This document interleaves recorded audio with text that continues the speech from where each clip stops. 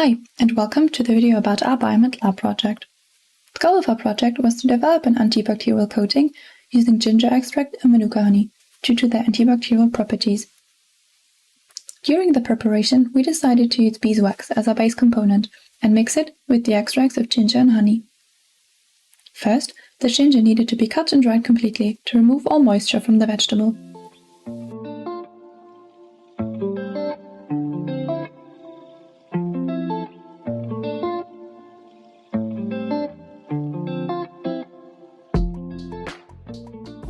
We decided to use a sock-slide extraction to get the ginger extract with the properties we needed and prepared everything under the working bench.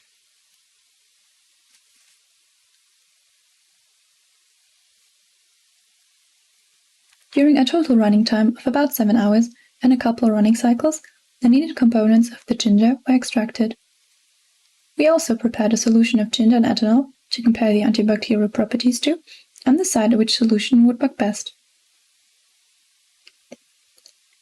The sock-slide extract and the ginger ethanol solution were filtered under vacuum and then again filtered through a membrane to remove all possible ginger particles.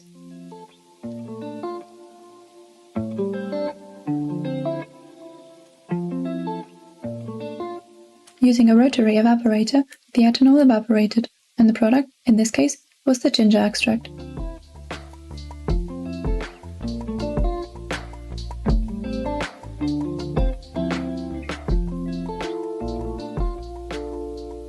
To determine the phenol concentration, which is the compound with antibacterial properties, we prepared a phenol test.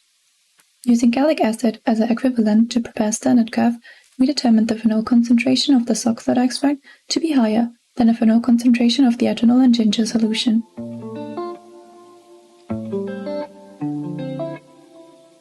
After having successfully identified the best ginger extract for our use, we started developing the coating.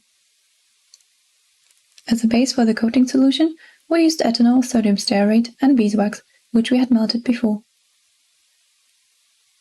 The sodium stearate was used as a dispersing agent to ensure proper mixing of all components. We first prepared all the solutions with different concentrations of ginger extract and manuka honey, a high concentration and a low concentration for both. The spin coating was done using round 22 mm cover glasses, and the parameters were set according to the best conditions. We prepared approximately 10 slides per concentration.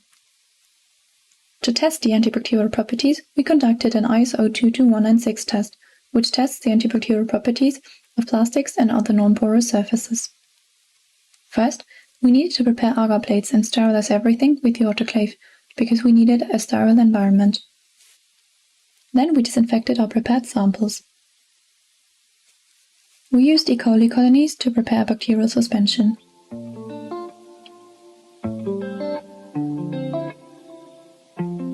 The bacterial suspension then was measured with a photometer to determine the concentration of bacteria in the suspension.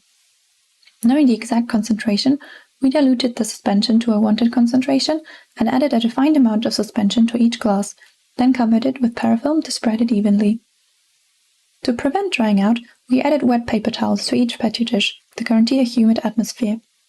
Positive and negative controls were also prepared.